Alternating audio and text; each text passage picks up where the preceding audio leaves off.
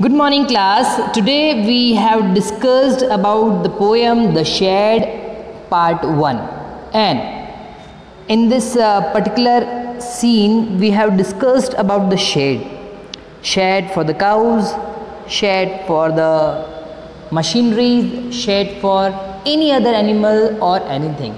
So we have an idea about the shed, and first para we already discussed. Now come to the second para. There's a dusty old window around at the side with 3 cracked panes of glass. I often think there's someone staring at me. Each time that I pass, I'll peep through that window one day. Means the poet wants to say there's a dusty old window around at the side. Means जो दरवाज़ा है उसके पास में ही dusty मतलब गंदी सी पुरानी खिड़कियां हैं with 3 cracked pains of glass, जिसके अंदर टूटे हुए कांच के टुकड़े लगे हुए हैं, ग्लास लगे हुए हैं और वो कई तरह की या अलग अलग तरह की आवाज़ कर रहे हैं. I often think there someone stare at me, और मुझे लगता है कि वो टूटे जो शीशे हैं उन शीशों के पास जो छोटे से छेद हैं उनमें से कोई मुझे घूर रहा है. Each time that I pass I'll peep through that window one day, और मुझे लगता है कि मैं उसके अंदर जाग के ज़रूर देखूंगा, एक दिन मैं ज़रूर पता लगा लूँगा कि अंदर कौन है जो मुझे इस तरह से घूर के देखता है. My brother says there is a ghost in the shed. मेरा ब्रदर मुझे कहता है कि उसके अंदर, उस शेड के अंदर एक गोस्ट है. Who hides under the rotten floorboards. वो कहता है कि वो जो है वो जो नीचे जो गंदे से बासी से जो रोटन का मतलब सड़े हुए से होता है, लाइक सड़ा हुआ सा जो नीचे फर्श है वो उसके अंदर की तरफ रहते हैं. And if I ever dare to set foot inside, अगर मैंने अंदर उस शेड के अंदर पाँव रखने की कोशिश भी की, he will jump out and chop of my head, और वो एकदम से कूद के बाहर की तरफ आएगा और मेरा सिर जो है उसका पकड़ के मुझे अंदर की तरफ खींच लेगा. But I will take a peek one day, पर मैंने कहा कि नहीं, मैं एक दिन ऐसा ज़रूर करूँगा. I know that there isn't really a ghost. My brother tells lies to keep the shed for his den. There isn't anyone staring or making strange noises, and the spider has been gone from his web. Now when he is quite clear,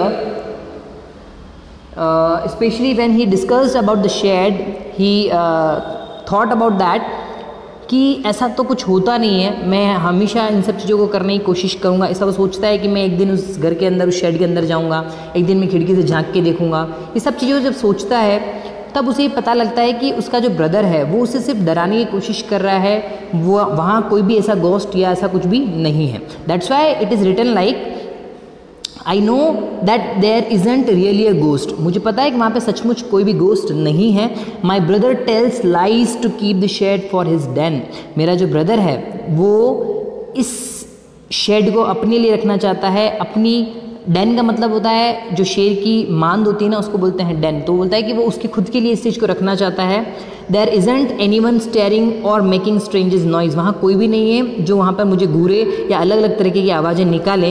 and the spider has been gone from his web, और वहाँ से तो जो मकड़ी हैं, like spiders जो हैं वो भी वहाँ से जा चुकी हैं, अपना वेब छोड़ चुकी हैं. Since I don't know when, मुझे ये नहीं पता कब छोड़ा है, पर वो जा चुकी हैं. And I will go into that shed one day, और definitely I will go to that shed one day. एक दिन मैं वहाँ बहुत जल्दी जाऊँगा.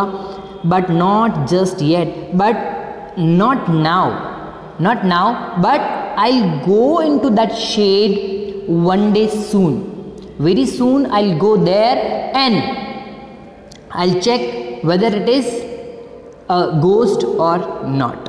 So this poem is completed here, and Mr. Frank Flynn is the poet of this particular poem. So please read this poem carefully and come to the next part, that is question answers.